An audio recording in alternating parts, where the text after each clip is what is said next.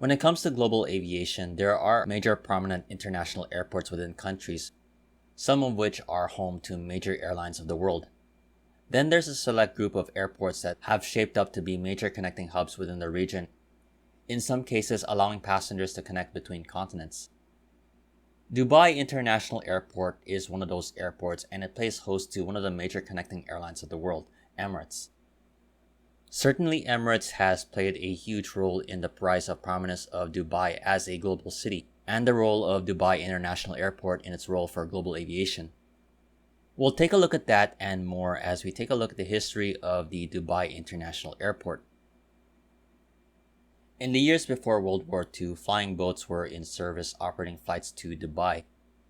Following World War II, there was a rise in tensions between the cities of Dubai and Abu Dhabi, the capital of the United Arab Emirates. Not only was Abu Dhabi the capital, it also was the hub of the oil industry. While oil is and still a lucrative business, Dubai's industry was centered on trade, and to further develop this, the go-ahead to build a new airport around 4 kilometers east of Dubai was authorized by the then ruler of Dubai, Sheikh Rashid bin Zayed Al Maktoum. Construction would start in 1959 and would be completed a year later for its opening on September 30th, 1960. Far from being what it is today, the then newly built Dubai airport had a small terminal and a compacted sand runway. Similar to how Dubai's skyline changed rapidly within recent decades, this initial setup would be the foundation of its future expansion. Within a few years in the mid-1960s, Dubai Airport would see some upgrades, including work to improve the runway. As the facilities improved, airlines began to come in, and by the end of the decade, 9 airlines was serving the Dubai, allowing travelers to connect to 20 different destinations. Among these airlines were Middle East Airlines and Kuwait Airways. Later upgrades, including navigational equipment, would be added as the advent of the jet age, bringing in the 707s and the 747 jumbo jets to Dubai. By the 1980s, Dubai had become a hub in the Middle East, and its role was only growing. Airlines servicing flights between Europe and Asia often chose Dubai as the preferred stopover point, with the Middle East route benefiting over the political tensions and the hesitancy to fly over the former USSR. As a new second parallel runway was opened in 1984, the biggest event of Dubai's aviation history happened with the formation of Emirates in 1985, an airline that would influence the growth of Dubai and the Dubai International Airport for years to come. Following the rise of Emirates, from the late 1980s to 1998, passenger traffic doubled from 4.3 million to around 9.7 million in 1998. In anticipation of future growth, a master plan would be laid out to set up the future of Dubai Airport as not only the premier hub of the Middle East but also a global aviation hub. This plan would include large-scale improvements such as the opening of Terminal 2 in 1997 and Concourse 1, which is now known as Concourse C. Those initial improvements boost the capacity of Dubai Airport to 23 million passengers per year. These improvements would culminate to the opening of Terminal 3 in 2008. At the time of completion, Terminal 3 at Dubai Airport was the world's largest single passenger terminal in the world, and it would exclusively be used by Emirates. Terminal 3 would boost the capacity of Dubai Airport to 60 million passengers per year.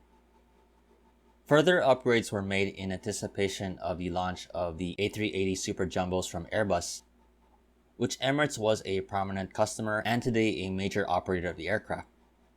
The airport has exclusively opened Concourse A in 2013 for the purpose of accommodating the large aircraft.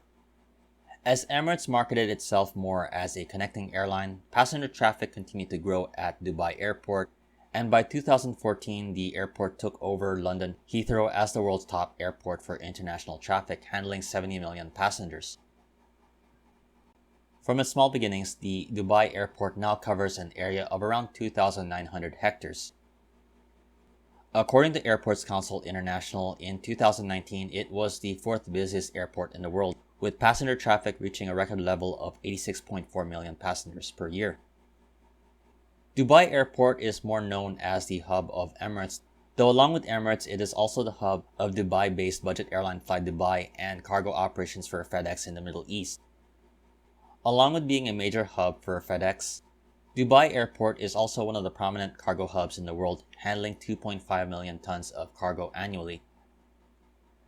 That said, when it comes to global aviation, the flight network to and from Dubai is impressive, as you can fly from Dubai to any of 270 destinations in 6 continents except Antarctica. Most likely these flights would be with Emirates, though there are 99 other airlines operating at Dubai Airport. In addition to the passenger and cargo operations at Dubai Airport also has a VIP pavilion and an executive flight terminal which is used for private aviation, including the travel of the Dubai royal family. Another interesting note is that the airport also has a flower center, which is a dedicated hub for import and export of flowers. For the near future, Dubai Airport is going to be the major hub for Dubai, though there is another airport that was recently built to serve the city area, which is the future of Dubai's aviation industry. Opened in 2010, Dubai's Al Maktoum International Airport, known as the Dubai World Central, located in Dubai South, where there are major commercial developments being built. Al Maktoum Airport is part of a master plan to further develop the airport through the years through 2027. These plans include an area that would cover 14,000 hectares with up to 5 runways capable of accommodating up to 260 million passengers per year.